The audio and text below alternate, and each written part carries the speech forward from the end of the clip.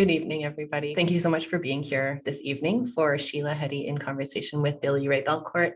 My name is Leah. I'm from the Vancouver Public Library's Programming and Learning team. I'd like to begin this evening by acknowledging that the Vancouver Public Library does its work on the traditional and unceded homelands of the Musqueam, Squamish, and Tsleil-Waututh nations.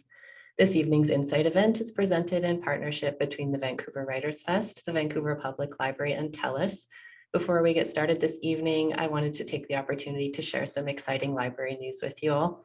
So the Vancouver Public Library is honored and delighted to introduce Eden Fine-Day as our 2022 Indigenous Storyteller in Residence. Born in the Sweetgrass First Nation in Saskatchewan and raised in East Vancouver, Eden Fine-Day is an author, musician, visual artist, and proud Cree woman. She's passionate about her culture and how it places her in relationship with all other living beings, including the earth, the animal people, and the plant people. On Tuesday, March 15th at 6 p.m., please join us online for an evening of storytelling and song with Eden. She'll be reading her short story titled Up North, which is about a pivotal year in her childhood when she lived in Fort St. James, BC. She'll also be performing her song of the same name. More information about this and other events can be found at vpl.ca/events or by signing up for our email newsletter. And now I will pass it back to Leslie, Artistic Director of the Vancouver Writers Fest. Thank you, Leah. It's lovely to see you tonight. Hello and welcome to Incite and an evening with our special guests, Sheila Heti in conversation with Billy-Ray Belcourt. The Vancouver Writers Fest would like to start by acknowledging that this event takes place here this evening on the unceded and ancestral territories of the Musqueam, Squamish, and Tsleil-Waututh peoples, and we're very cognizant of the history of these lands and the urgent and very necessary work that still needs to take place here. A big thanks goes out to our event partners this evening, the Vancouver Public Library and TELUS, for their collaboration and support. Thanks also to our government sponsors this evening, the Government of Canada, the Canada Council for the Arts, the BC Government, the BC Arts Council, the City of Vancouver, and CMHC Granville Island. This is our fourth Incite event of the season, and just a reminder that we do host these events every other Wednesday until the beginning of June. If things go as planned, we will even be returning to some in-person Incite events at the Central Branch of the Vancouver Public Library. And I'm glad to say, though, that we will still be live streaming those events as well for viewers who are outside of Vancouver or who wish to watch from the comfort of their own space. Please check our website for details on all of our events coming up. Soon I am going to turn things over to our host this evening. Billy-Ray will be speaking with Sheila about her gorgeous new book, Pure Color, which is available at your favorite independent bookseller. Then he shall turn it over to our viewers to ask some questions. You can enter those in the chat function on your screen, and we'll get to as many of those as possible this evening. Billy-Ray Belcourt is a writer and an academic from the Driftpile Cree Nation. His works include his debut poetry collection, This Wound is a World, which won the Griffin Poetry Prize, among many other accolades. He went on to pen Indian Coping Mechanisms, A History of My Brief Body, both of which garnered him starred reviews and nominations and awards. A History of My Brief Body became a #1 best-selling title and was praised by Kirkus Reviews as an elegantly crafted, urgently needed, unyielding book of theoretical and intimate strength. Billy-Ray joins us today from Vancouver, where he's an assistant professor in the creative writing department at the University of British Columbia. Sheila Heti is the author of 10 books, including this latest and gorgeous novel, Pure Color, as well as the highly acclaimed and widely discussed Motherhood and How Should a Person Be? These titles were each chosen by the New York Times, among many others, as top books of the year when they were published. And How Should a Person Be was named one of the 12 new classics of the 21st century by Vulture. She's the former interviews editor of The Believer magazine, and her fiction and criticisms have appeared in The New Yorker, McSweeney's, Granta, the London Book of Reviews, so on and on. Her second children's book, by the way, A Garden of Creatures, which has been illustrated by Esme Shapiro, is going to be published in May of this year. Pure Color is her new novel, and it's a complete treasure. Kirkus Review's starred review said, Heti's latest is that rarest of novels, as alien as a moonrock and every bit as wonderful, as wondrous, I beg your pardon. Please welcome Sheila Heti and Billy-Ray Belcourt. Thank you so much. Yeah, thank you. Hello, everyone. Good evening. I thought I would just quickly say that Pure Color is a beautiful and philosophical novel that concerns itself, I think, non-religiously with something like the sanctity of life, with whether the purpose of being alive is to engender more life, be it through love, a family, or art. I think even that description, though it is brief, forecloses or doesn't quite get at the wonder and the mystery of this novel. So my first question is a short one, and you can also refuse it. But the question is, the question the question is, do you see yourself as a metaphysician? Probably not. I probably see myself as a novelist, a writer. I mean, I always like the word writer because it's sort of, it takes care of everything. I think writing things down, writing sentences down, we're all the same. You know, the poets and the academics and the philosophers and the memoirists. There's just like this compulsion to make sentences that we all share. So I just like the word writer, really, best of all. Reminds me of a line from Richard Seikin where he says, I'm a writer, I write things down. That seems to, that gets at it. Perfectly capture it. Did you ever feel like you wanted to, do you ever draw? I do not, no. No, me neither. There's I think a visual component to writing that satisfies me, that doesn't require me to actually sketch or outline anything. When you say a visual component, do you mean like looking at how the page looks with the words written down on it? I suppose I mean the way that words are imagistic. They create images in our brains. Right. Yeah, I guess I have a few questions. One of them, I wanted to begin with a line from the novel. So I'll just briefly read it. To find the right distance from everything in life is the most important thing. To stand at the right distance, like God standing back from the canvas, for you can't see anything if you're too up close, and you can't see anything if you're too far back. This seems to me to reflect the novel's voice and also its style of narration, or its approach to narration.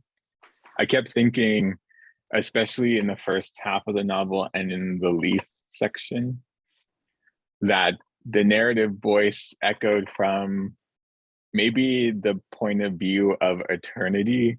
That was the concept I landed on. I'm not sure the point of view of the eternity even exists, but it's what struck me. And in searching quickly some definitions of eternity, I kept seeing references to what was called unending time, which I think maybe is just non-linear time. And I wanted to hear you think about both, if you could talk a bit about the conception of time that the novel works with, or maybe experiments with, and also what the novel as a form in particular is able to express temporally that may not be detectable under the weight of, say, domestic time or capitalist time? So that's such a great question. I love the idea that the perspective of the book is eternity. I mean, on the first page of the book, there's this sentence that says that something about, well, I have the book right here. The vanishing point of eternity that, let me get it because I'm not remembering it, even though outside of this conversation, I would have it memorized. Yeah, who knows how long or short this world of ours seems from the vanishing point of eternity. And so I studied art history, and one of the things that we learned was this notion of the vanishing point, like 3-point perspective, that was like an invention, that there wasn't always an art 3-point perspective. There wasn't always, so to speak, like things getting smaller as they receded from the viewer, the way that they get smaller in life. Things used to be very much in painting, all standing right up front, sort of pressed up against the window of the painting, is sort of, as a way of saying it. And so, and the way that you paint or draw in that way is you have like a point on the canvas that is the vanishing point where all the lines kind of vanish into. And so that idea of the vanishing point of eternity for me was this sort of mind-boggling phrase, because a vanishing point can't converge at eternity, because there is no point of eternity. It just keeps going. So that seemed to me like a way of thinking about God, in the sense of what I think is really fun to think. I think why people like thinking about God is because your brain kind of breaks down when it starts to think of it. And the idea of like the vanishing point that vanishes at eternity, that's like my brain breaks down. So the idea of time in the novel, I think if that's the perspective, then yeah, like time can like really stretch out like inside a leaf, and it can be, her whole entire youth can be compressed into a few pages, and the end of the novel can in some sense be the beginning of the novel, and everything can collapse into itself, and space too. Like, yeah, the leaf can be this tiny thing, which is a leaf, can be this huge space of two souls conversing. And in terms of like capitalist time, which I guess is, I don't know really exactly what you mean by that. Well, what exactly do you mean by capitalist time? I mean, it gives me ideas, but like, what do you mean by it? Yeah. So I was thinking the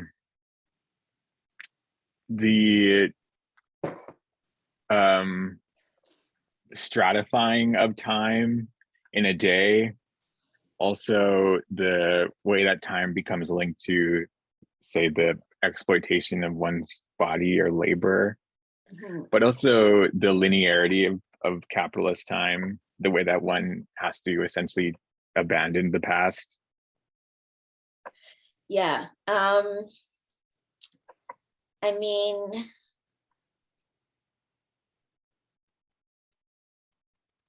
I guess that this book is about like how there's no such thing as death in some sense. Yeah.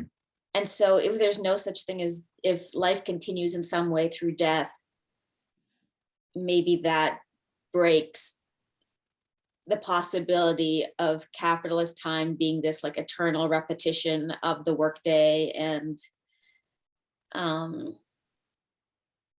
maybe things can be solved somehow if one can live eternally. Like maybe all the problems of the past can somehow. I was coming home from the airport today, and I was talking to the taxi driver, and he was saying that oh,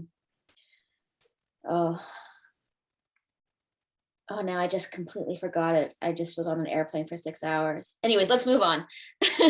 I'll remember it later in the conversation, but it just completely tied in, and then I completely forgot it. Do you think that the novel like dares the novelist to subvert, or at the very least experiment with nonlinear time? Does the novelist dare to Like experiment. there's a novel as a form I think it has to. solicit that. Yeah. I mean, don't you think when you write anything down, you're changing it and you're taking out everything that is not important and only leaving in the important things? Even if the important things are trivial, you're leaving in only the things that you consider important. Whereas in life, there seems to be so many gaps between the important things, or I don't know. For me, the problem of time is like this feeling of, and maybe this is capitalist, this feeling of like needing to make every hour or every minute like worthwhile, you know, feeling so bad when I'm like playing games on my phone, like that there's should be some kind of productivity or something valuable in every moment. Do you think that's capitalist, or do you think that's just actually wanting to live as meaningful and beautiful and rich a life as possible? Or do you think that that's actually like a bad ethic to relate to time that way? It's hard to say. It's everything is so muddied or bound up in all the social structures that govern our lives. But I think it's one of those things where it's like when you're a part of or you're doing something for which there is no like immediate economic value, like there's like a sense of a kind of freedom. And do you waste your like, do you do the crossword puzzle? Do you like waste your time in those ways? I waste my time in many ways. Do you feel like a kind of freedom in those moments? Like I feel a sort of sense of like, get back to it. Like I feel a sort of self-criticism, not freedom in those. Yeah, I think maybe from, with my theorist's hat on, which is this hat, I can say that is maybe, at least if not, a kind of freedom, but a defiance of, some kind of logic or ideology of the world. But I'd like to feel like that. I'd like to feel like I'm defying the ideology of the world when I'm playing like spelling bee on my phone. Like, I feel like that could be, I should tweet something that's like, you too can defy the logic of the world by wasting your time in these ways. But the problem of time also in the novel, I think, coexists alongside the problem of setting. So I think that the novel maintains a degree of ambivalence about setting. And so there's, for example, the American Academy of American Critics, which is very funny. The hospital, the leaf, the small town that a character named Annie moves to. But generally, or at least in my reading, what pervades the novel is a sense of placelessness. One could argue perhaps that it takes place nowhere, but ironically, I think that means that it also takes place everywhere. And I thought about, have you read Yi Yun Lee's Where Reasons End? Yeah. So I thought about that book and how it's a conversation that is really staged in what the narrator, or I suppose Lee, calls after time, which is outside the frame of days.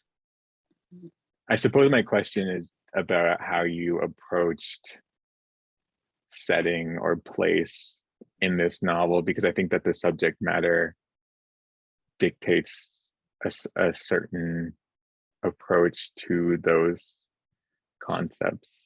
The question that you just asked immediately reminded me of a childhood toy that I had that I completely forgot that I had until your question. And it was like basically this little sort of toy stage with not cardboard, but like pressed, what's it called? Pressed wood, like not plywood, but like thinner wood. What's that called? I can't find the name, but I can see it. Okay, and it had like it had different backgrounds that were for the stage. So it would be like the forest or the palace or whatever. And so there was the one thing for the back, and then it had like a few sort of at the side where the puppets could come in. And it was actually an incredible thing. I don't know why we didn't save it and pass it on to my brother's children. But in any case, it was, what I want to say is that I think that in the novel, it's almost like those sets. Like, okay, here's the set that's the school. Right. Here's the set that's the leaf. Here's the set here's the room that the father died in. And here's the set. And there's so something kind of, theatrical about it, because as opposed to in like a realist novel where there's places that connect those different spaces, and they're not so iconic. It's like, but this was the school, you know, the way that memory makes things into the only version that it could ever possibly be. So maybe that's kind of how setting, I think I maybe visualized it in some way. But also, like you say, like in Lee's book, like it also kind of, those sets could just disappear and the book could still go on. Yeah, exactly. And there's a way that setting or places in a way subsumed by larger questions. But I thought I could also ask about, so I know that you also have an interest in the theater, or at least, you know, previous experience in it. Do you think that shapes your sense of place in something like a novel?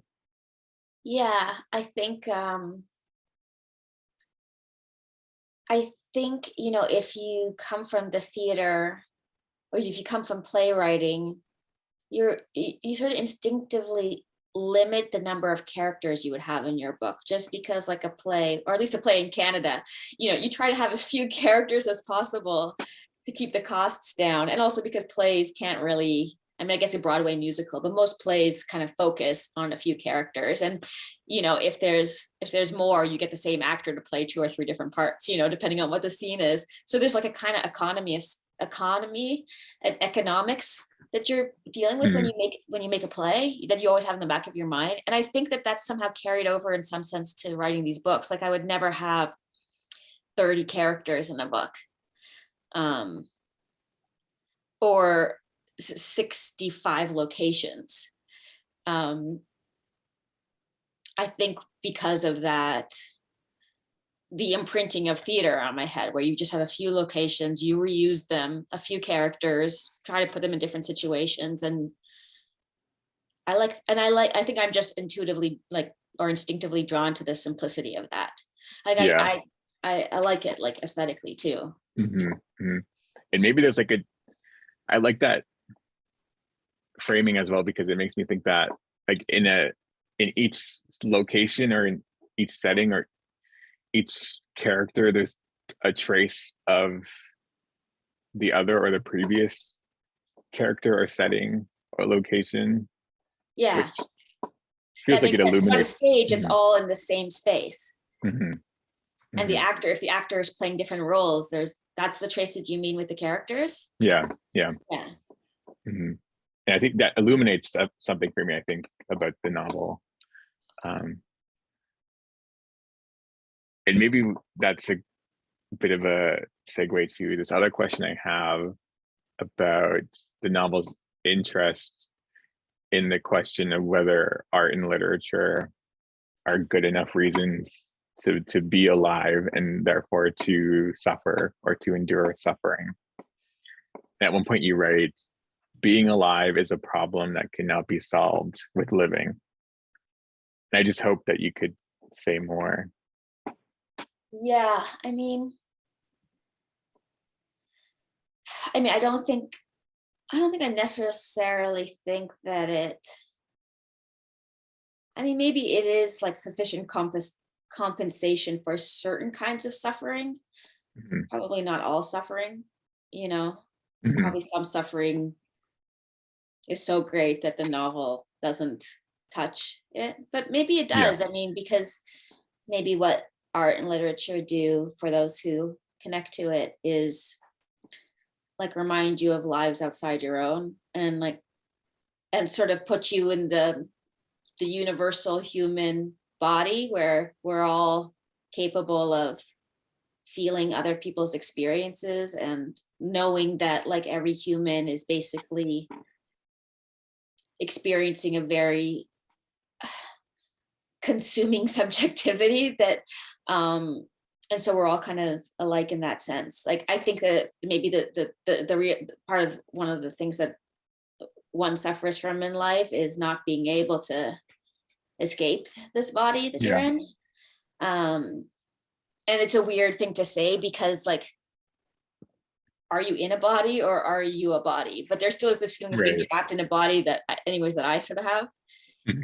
And this feeling like that there's a kind of randomness to consciousness being in this body. And like, I imagine everyone must feel that to some degree. And like, if things were a little different in our reality, like consciousnesses could move more easily between bodies or something like that. And I think literature, people who like literature probably have that feeling more, like they just want their consciousness to be in other bodies more. They have that longing, that like restlessness with being in their own bodies, you know, like, can't I get out of it? And literature gives you that opportunity as best as, I think that's like that's what that technology is for, much more than like anything else. Like movies don't do that because you're not the eye, you're still watching as yourself. Right. I don't know, what do you think? I was reflecting on the question of whether I am alive for the purpose of literature, because I was essentially asked that question. And it made me think of something. Anne Boyer also examines this question in The Undying, and she says that showing and not telling is not a good enough reason to pursue literary work as a means of survival. Okay. And so there's a discussion about craft happening in this novel, and you know, from a point of view of disability and of sickness, or in the book, not that it's a memoir. But you know, but the point being that it occurred to me that, you know, maybe that is, you know, if not the main reason, one of the main reasons that, you know, I am alive is to write things down. And I think it precisely has something to do with what you've already identified, which is that it sort of offers up another mode of embodiment that is not available to us otherwise. So I can be both like fully inside my body in a way that doesn't always feel workable when I'm writing, because it's not a, you know, it's a more metaphysical experience than a physical one. And, you know, I think sometimes I dislike the physicality of the body. But you're saying writing feels like a metaphysical experience? Yeah. Yeah, for sure. Yeah, I agree. And I think, I mean, this is just sort of a banal thing to say, but it's nice to be able to translate your particular sufferings into literature, because it makes them feel like they had a purpose. Besides your suffering from them, you can transform them and put them into the world where they can do it can do things besides just make you feel bad. Like it can, Right. you know? Yeah. And like a kind of record of one's survival, or the ongoing act of surviving. Yeah. Whatever that looks like. And you know, for those who haven't read the novel, I don't think this is much of a spoiler. That, you know, part of the frame, its frame is that it's there's a contemplation of the world as the first draft of existence. And something that really fascinated me, there's a discussion towards the end of the novel, or there's an observation made by the narrator about repair, and that there's a comment about, in some, people's nature, they're most interested in repair or repairing things. And it seemed to me that the critique or the subtext was that a desire to repair, whether that be the world or, a first draft, requires a belief in the integrity of that object. And the character of Annie represents this, I think. And again, it made me think about novel writing and whether to write a novel, one had to believe in the integrity of the form. Because I think your work, across your body of work, there's an ongoing interest in the novel. The works are about novels as much as they're about anything else. And so I just wanted to, talk to you about that and hear your thinking about that. Well, I just have to ask you because it's sort of surprising to me, and I'm not saying you're wrong, but maybe I haven't thought about it deeply enough, that it's just such an interesting statement that repair, as it suggests that the thing that you're repairing has a kind of integrity. Because my throwaway feeling would be like the thing that you're repairing doesn't have an integrity, and so you need to repair it. Mm-hmm. But what you're saying is also right, which is like it, but on the other hand, it has to have an integrity, because otherwise how would you know how to repair it unless it had Mm-hmm. a shape, right? Mm-hmm. Mm-hmm. Yeah, it's like, why would you desire to repair it at all? Yeah, unless it had a shape or it suggested a final shape that it would be Mm-hmm. repaired into. Mm-hmm. Yeah, I hadn't thought of it that way. So sorry, I just had to get my head around that. So what's the question again? I guess there are two questions. Okay, the first one, I guess, and I didn't articulate it, but I'm realizing now that it's actually part of the question, which is, the character, the protagonist of this novel is I'm wondering if there's a sense that the first draft of existence is beyond repair, Right. and whether that's a reflection of maybe you as the novelist's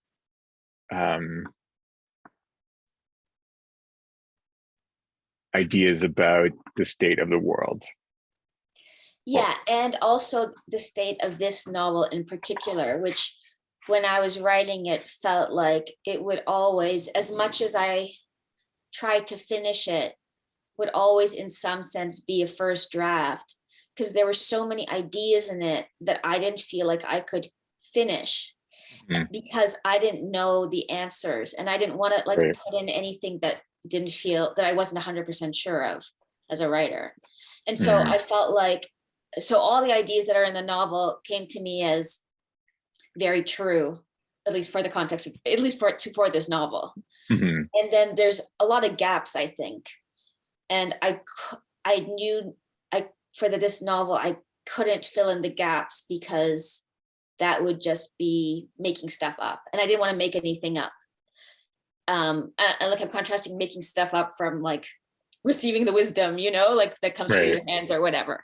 So like, so there's like these moments of inspiration, and making stuff up is binding them together and with a kind of coherence. And I didn't want to do that because I felt like some of the stuff that came to me for this novel had a kind of, I don't know, like a divine like inspiration, and I didn't want to mess it up. And so it would have to remain a first draft in some way that I think would be aesthetically unsatisfying for some readers. But I had this hope that if I put it into the world in this form, then either like the community of readers or the individual reader would fill in those gaps, and that would be the next draft, So there was like more of a hope or a faith in some kind of collaboration. Whatever books can do in the world, I don't think they have to remain just what you put down on the page and published. I love that idea. Did you have a discussion with your editors about that? Like that you thought it would be a first draft, for that it couldn't not be a first draft? No, I'm just articulating this for the first time in this conversation with you. Like I hadn't even thought of it until this conversation. You're asking really good questions. Yeah, I'm just so curious, like what an editor would say to that. Yeah, they were like, yeah, I think you have to pretend that it's, I think I would have had to, yeah, I don't know. But you're as soon as you described it that way, I felt an immediate sense of clarity as well from my own writing, for sure. It's funny the things you know, but before you put words to them, like you don't completely know them. Yeah. And I guess the second question in that question is about whether you believe, do you believe in the integrity of the novel, or is something else happening? What do you mean? Do you believe in the integrity of the novel, or something else happening? Because I think that, your work, is both autofictional and metafictional. Right. It's about the novel, and you're sort of working out anxieties about the form, I think, in the writing. And does that mean that you have a sense that the novel can exceed its history, perhaps? Yeah, I mean, I think the novel, when it excites me I'm excited by the idea that the novel can be new things that it hasn't already been. And it's a little like, well, that writer you love, Maggie Nelson, like you wrote about her in your last book, where her title of her last book 2 books ago, The Argonauts, was like, how much can you take from the original ship and add, and then it still is, you could still call it by the name of the ship that it was originally. Like how much can be taken away, and how many old things can be taken away, how many new things could be added, and you still can call it a novel. So I think that that's like a interesting question. And yeah, I think that I wouldn't be excited at all. I wouldn't be excited enough about writing a book if I felt like I had to write a book in the way that after other people's books, like in that, imitating those forms. I just wouldn't have the excitement. Well, because I think you only get new truths through new forms, probably. I remember thinking at one point when I was reading the book that it does not feel like it is of its time, like it's out of its time in a way. And we see how often book discourse fetishizes timeliness. Right. Does that spark any thoughts for you? I mean, I consider that a compliment. Yeah, I feel it's meant to be. I think that's good. Like I want whatever I write to last beyond this moment, because I believe that humans will continue to be around for a long time, and you want what you make to be able to speak across time, right? So and I think that what was I reading or watching? Oh, I picked up a book that a lot of people are talking about right now, and I was quite excited to read it. And then I just felt that this writer was using so much the language that I'm so familiar with from like online discourse and magazine articles and everything. And I was just like, I was immediately so crestfallen, because there can't be new ideas with with other people's language, especially when other people's language has become so saturated in our world, like you're not going to be able to get. And so I just felt really sad because I was really curious to read this book, and Right. it just immediately signaled to me that I wasn't going to get anything new. Mm-hmm. So I think that's that's a nice compliment. Mm-hmm. And I It think made me think. that's, yeah, sorry.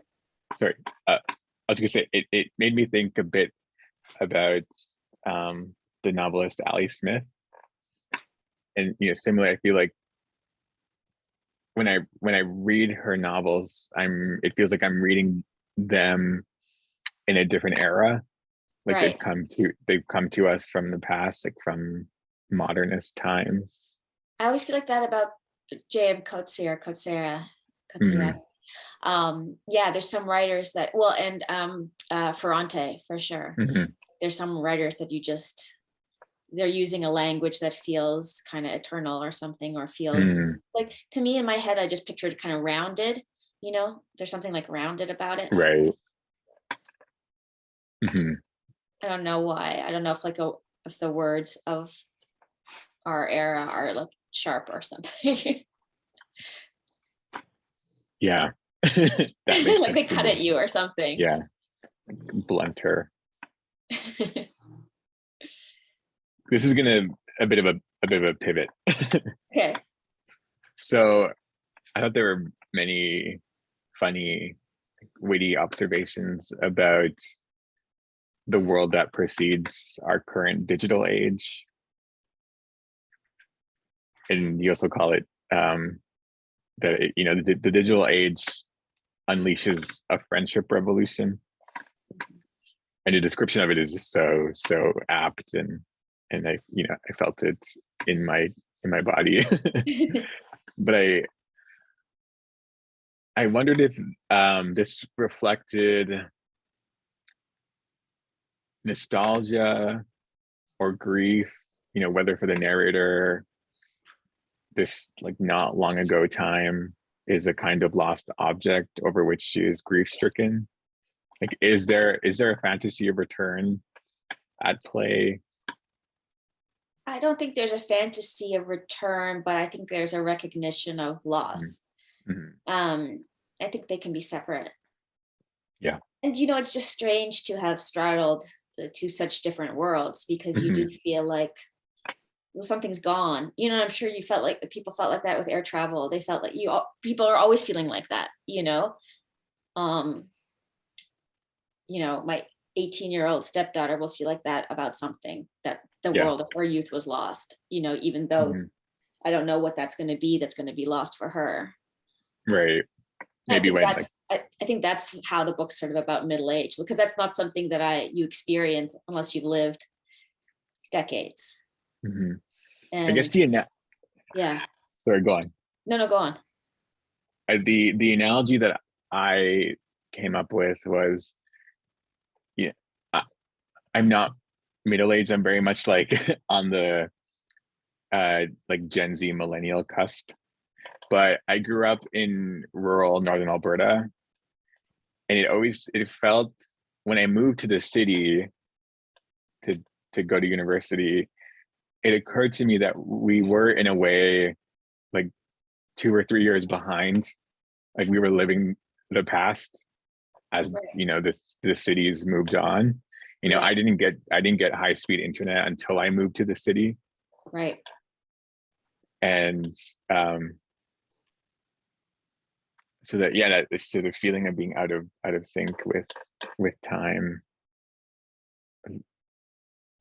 Yeah. Yeah. I mean, I think that's right. Like, yeah, and it's kind of it's sort of an unpleasant feeling to have that like unreachable past in one's body. It's not like a feeling that I enjoy or want to indulge. Like existential. Yeah, I think that like that word, like nostalgia, I don't want to have anything to do with that, even though you can't help but have that bubble up in you. It just feels like I don't know why it's so unpleasant, or it just doesn't feel like there's Mhm. any information in it that's of any value. And there can be a kind of cruelty to nostalgia as well. Yeah. And it's so solipsistic, you know? Right. Self-serving or perpetuating. Yeah. Yeah, it's like not wanting to die. It's like those people that are trying to live 200 years. Like, you don't want to be that. It's just not, it's Right. not wise, you know? It's like, Yeah. no one wants you around for 200 years. You know, no one wants your life before the internet in this world. You don't even really, you know? So like, I just find them such despicable feelings, really. And yet like tender and like kind of irresistible Mhm. too. Mhm. Mhm. Yeah, it's like a lost love or whatever. Mhm. I suppose the last question I have is one that I was inspired by your response to a question during a different interview with it was on YouTube. I watched it with a playwright, Sarah. Rule. Yes. Someone had asked you about queerness, and it because there's something of a queer love story in the novel, and they all the audience member also made a point about, you know, the sort of the queerness of the structure of the book and of your books generally. And I wondered if you had, you know, further thoughts about that question, because it seemed like it was something that you were sort of working through. Yeah, I mean, and like even I was just as you're talking, I was thinking, yeah, like, and how should a person be is kind of like a love story between Sheila and Margot. And then my Mhm. book before that, Tickner, is like a love story between two, well, Tickner for Prescott, like a man for a man. So I guess there is something in my soul that's drawn to those kinds of stories or those feelings. But I would never, like, you don't really know why things come out in your art, you know, that Yeah. it's sort of a mystery. Mhm.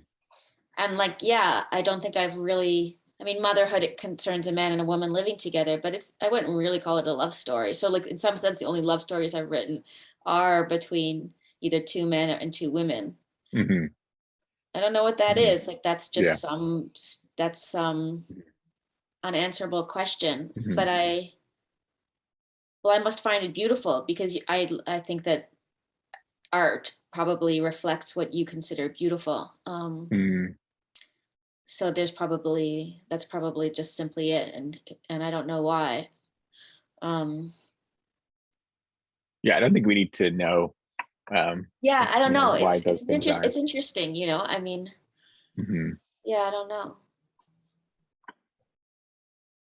This just book would not have made any sense if she'd been in love with a man.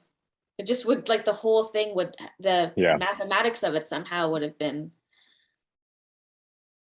it just looks ugly to Mhm. me, you know, in the Yeah. context of this book somehow. Mhm. I don't know. Mhm. And, you know, maybe there's something about the, you know, specific relation to reproduction, like it's more about social reproduction than biological reproduction. Right. Just thinking, you know, also in relation to motherhood. Motherhood. Yeah. Yeah. It's I mean, you know, I'm not, I tend to be with men romantically more than women. But I guess for me, for in my life, those relationships feel more soulful. Right. But again, I mean, I'm more of a heterosexual person, so for me, being with men is more of Mhm. a bodily Mhm. longing. But if I was gay, then my bodily longing would be for women. But I guess for me, Right. there is maybe, like, in terms of an archetype, that kind of love for me is deeper, like more connected to something, um yeah, Yeah. essences Yeah. than like In it, yeah. genitals or something. In a way, I feel similar. Really. That, yeah, my sort of my deeper, more soulful connections are with women, like non-binary people, and that, you know, the men that are in my life are either by virtue of being relatives or, you know, or a partner. Yeah. I mean, I think for some people, sexual attraction is more interesting than this spiritual attraction. Mhm. But I think I find the spiritual attraction more interesting than the sexual attraction. To me, there's not that much to say about sexual attraction. It's just, it's like on or off, you know, there's something kind of, there's not much to explore. It's like, I don't know, my hormones like your hormones, you know, whatever. Right, I right. don't know. And yeah, friendships, you know, in friendship, there seems to, you know, be specific stakes or unique stakes. Like a way of life is being elaborated Yeah. as, you know, in the presence of one's friends. Yeah. And romantic relationships, you're kind of caught in the net of them. Mhm. And you struggle to create like this sort of philosophical like superstructure to it, but really you're just sort of suffering. Yeah, I guess, you know, like Foucault was trying to figure out how to you know, combine these two, you know, where interestingly, you know, he sort of argued that what was most radical about homosexuality was not the sex act, but the kind of emotional investments that it enabled between men and also between women, Mhm. that, you know, didn't revolve around mirroring the logics of the state. But Most of us are doomed to mirror the logic of the state, of the state rather, and the states. so many novels are about that. Yeah. Okay, there is an audience question. And so the question is, I'm interested in what would you, do you think that there is a mission for the book? And if so, like, how would you describe that? I really don't. Yeah. I would like it to have a mission, but I don't know what that mission is. And I didn't put a mission into it. But if it had a mission, that would make me very happy. Because, Yeah. you know, missions can accomplish really great things. But if there was a mission, I certainly wasn't conscious of it. I think that would probably derail any real mission if I had a mission for it. I think like writing is about the faith that there is some mission that you don't even have to know about or put into it. That being driven or feeling like your purpose is to write, as you were saying, Billy-Ray, at the beginning, you have a mission, which is to write. You were given that mission by whatever, the spirits, but the books have their own, maybe the books have some, I don't know. I don't think you can write a novel with a mission. What do you think? Yeah, maybe mission's the wrong word. But I think even when I set out to convey particular ideas or express a kind of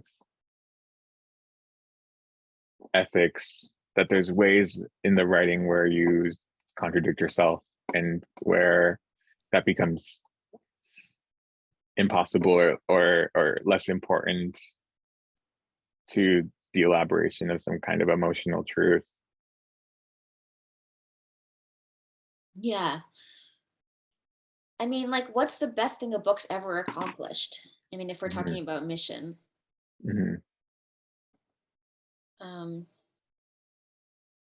Or what's the best thing a novel's ever accomplished? I don't know. Yeah.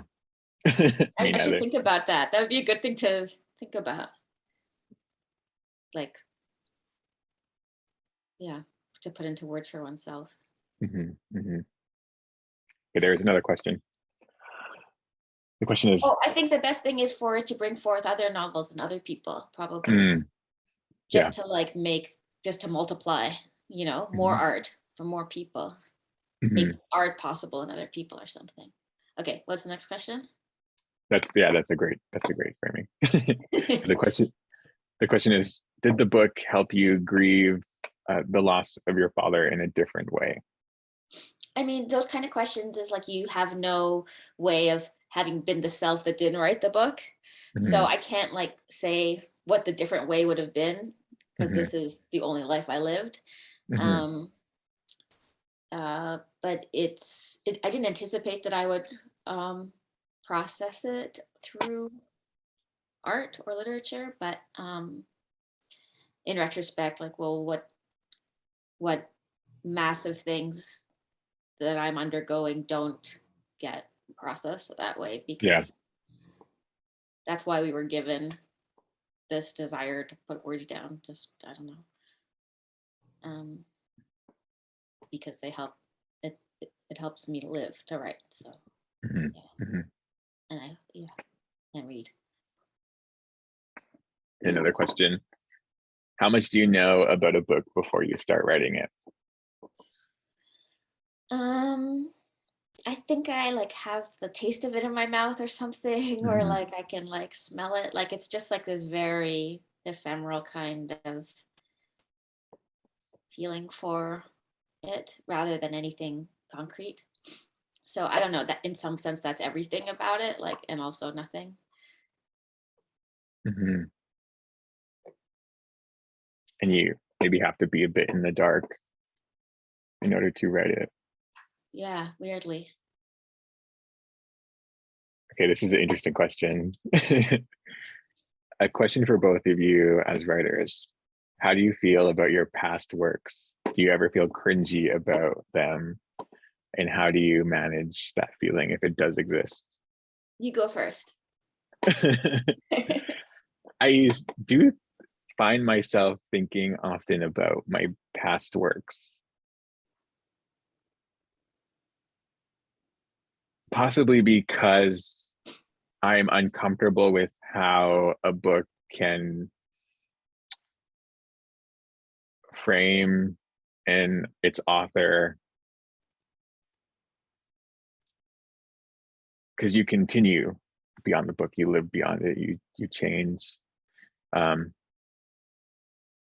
don't think I would describe the feeling as cringiness, but I think there's always maybe a bit of embarrassment about one's past selves, especially if you feel different or transformed. I don't feel cringy about anything that I've published as a book. I like the books I've published, and I think by the time I publish them, I feel solid about them. And but maybe like there's certain articles that I've published that I wish I hadn't published. But I feel like working on something for 5 years, by the time you're done, you hopefully feel solid that it's something it's a work of art that you can stand behind forever. I think I feel like that about all my books, but there's articles where they want you're broke and you need money, and you write them and you look back and you're like, oh, and that's right. Yeah.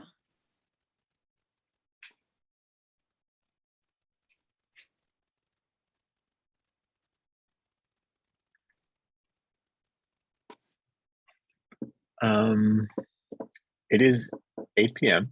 here, so there's no more audience questions, and that means that we can wrap things up.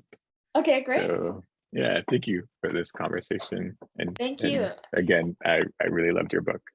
Oh, thank you. Thanks. I'm looking forward to your book in the fall, and thanks for doing the conversation. I really appreciate it. I know how much work it is to interview someone, and I love your question. And thanks, Leslie, for having us and for having me.